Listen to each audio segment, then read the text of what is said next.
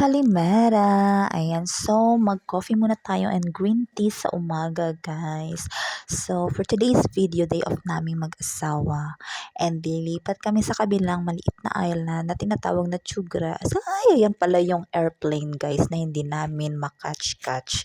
Ayan, meron guys dito parang tourist spot na kung saan naglalanding yung airplane. At di namin yan tsempuhan. So, maybe soon gagawa ko ng video about dyan. So, ayan, on the way na nga kami papuntang boat. Ayan, so kagagaling ko lang sa sakit. Kung napapansin niyo, yung aking liig is mapula. Ayan, guys. Ewan ko ba, yung araw dito sa Greece hindi friendly sa akin. Sa akin lang, di ko alam kung bakit. Ayan, at bumalik nga kami sa dati naming pinagtanungan. Pero okay na din na hindi namin siya nakita dahil nakaless kami ng price chart. So, dito guys, every day, meron silang trip. So, nag-start sila ng 10 o'clock in the morning. Tapos, meron silang 11. So, every hour, available yung boat. 11, 12. Pero, until 1 o'clock lang. Dahil, yung boat na pabalik is until 7 o'clock lang ng gabi. So, bali 10 euros per person yung rate. Dalawa kami, 20 euros. Back and forth na yun, guys. So, very, very good price talaga yung napili namin. So, di ko alam kung bakit ako naka-discount dahil Greek yung asawa ko. Char. So, ganito dito, guys, sa Greece. May mga time na pag Greek citizen yung asawa mo, tapos yung wife yung nakaka-discount, binibigyan nila ng half price yung wife. Char. Di ko tulad sa atin, guys, sa Pinas. Hindi naman sa pagko-compare, guys, yun talaga yung katotohanan na pag nag-travel ka, so, di ko na nga pa masagot yung mga tanong ng asawa ko, bakit daw may entrance fee, may tinatawag na entrance fee, kasi dito wala. Sabi ko, hindi ko alam, yan yung policy dito sa Pilipinas. Tapos maraming mga windows na binabayaran, lalo na iba yung price niya at iba price sa akin.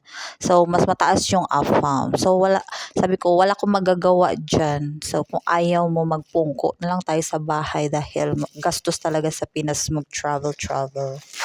Tsaka yung ano guys, yung, paano ko ba explain? Yung, di ba sa Pinas sa atin, pag tatawid tayo ng isla, sasakay tayo ng bangka, laging basa, di ba? Dito hindi, ano siya, laging tuyo. Di ko rin maintindihan sa Pinas. Nung time na yun, nag-travel kami, hindi naman umuulan. Basta laging basa yung bangka. Pag halimbawa, uuwi din tayo ng probinsya, di ba? Sasakay tayo ng ferry boat. Kung mapapansin nyo, ganun din maputik, di ba? Parang ano, basa din yung, kahit nasa taas na kayo, basa pa din. So, yun, di ko alam kung bakit ganun. Di ko din alam. Kasi dito, ano talaga sila, dry. Di ko alam. Pag halimbawa, galing naman silang tubig, basta mabilis lang matuyo. Siguro sa araw, mga ganun. Wala lang. Actually, wala naman akong karapatang magreklamo kasi unang-una din naman ako nagbabayad ng travel ko, asawa ko. Wala lang. Naisip ko lang dahil wala lang ako makwento sa haba ng video na to. Charge. Kaya wag niyo akong i-bash. Yun lang. Yun lang. Nakwento ko lang. So, bali guys, yung biyahe is around 20 to 30 minutes, mga ganon, I think. Tapos guys, may stay kami doon ng mga 6 hours. So, 4 p.m. babalik na kami. So, depende sa inyo yon kung any hour naman may boat na pabalik. Kung hanggang 7 o'clock naman ng gabi, available yung boat. Kung gusto nyo mag-extend until 7 o'clock is pwede naman. Tapos guys, yung isang ano lang to guys, isang linya lang siya ng beach bar. So, ang available lang dun na food is mga drinks, tapos mga finger foods. Walang taverna dun guys. Tapos, maganda lang sa lugar na to guys, sobrang linaw ng tubig. Kung mapapansin nyo, sobrang linaw ng tubig. Tapos, kung first time kayo doon, syempre kukuha kayo ng sunbeds, no? Pero napapansin namin dito guys, sa mga paligid namin nung nandun kami is may mga maraming mga places na under the tree. So maraming mga turista din na natutulog doon. Mas masarap kasi matulog sa ilalim ng puno kaysa doon sa sunbeds na mainit. So yun. Yun lang, may mga kambing sa paligid. So, ingat-ingat lang. Pero mababait naman ang mga kambing dito, guys. Nakikihalubilo din sila sa mga turista. So, yun lang, guys. I think. Ma-enjoy nyo din yung lugar. Ayan. Kung short ano lang kayo, visit lang kayo dito, short trip, mas maganda din dito kasi maraming turista talaga nagpupunta dito. Di namin in-expect na maraming turista nagpupunta dito kasi ang liit lang talaga guys ng lugar na si Quiatos. Tapos ano siya, dahil maraming turista na nagpupunta, medyo pricey siya. Mas pricey siya kaysa sa cost. Kasi dito ano, lahat may may bayad ang sunbed. Di katulad nung nasa cost kami na pag umorder ka ng drinks tapos Greek ka, so free yung sunbed. So food lang yung babayaran mo dito guys. Parang mas mataas yung cost of living nila dito. Kaya napapansin namin yun. Every time na nag-grocery kami dito, mas mataas yung price dito. So, yun lang guys. Andito na kami. At ayan, ako napapansin nyo yung tubig guys. So, sa ano lang yan, yung parang sa Boracay, yung mga halahalaman. Pero pag nasa gitna ka na, malinis yung tubig. So, malinaw.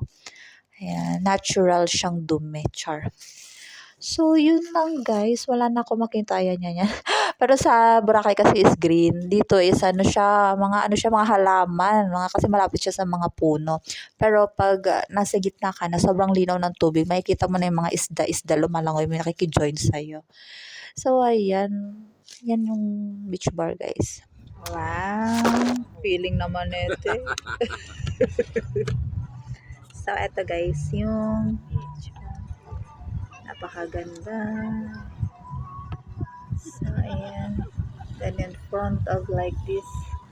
So, isa siyang so, yan yung kabuuan. Become organized, we go under the But tree. you planning to still to come back here? Ba? Yeah, It's called the water. we can improve our language. Wow. Strawberry with chia. Again, Fredo. Benefredo. Pasaway ni Fredo. Yeah.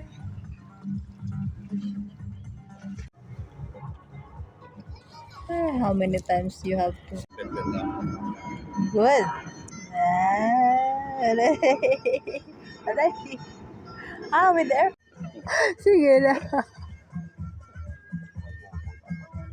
Leaving. Yay. So lots of people waiting. So I think this one. Diyan kami sasakay pabalik. Before small now. They make it big dahil maraming tao. So ayan guys. Para lang tayo nasa Boracay, bebe. Yeah, Boracay. Greek Boracay. Yeah. So ayan. Yan yung mga taong pabalik. For the next. Look, very clear the water.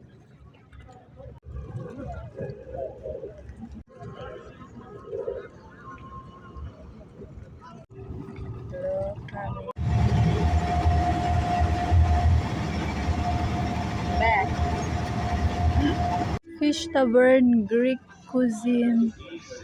So, Greek salad. So big the feta, bebe. Olive oil. This is your power. Yes. Put also oil here. Squeeze the lemon. My husband serving. Oh, thank you, baby. Always my baby is the one serving for me. Oh, thank you.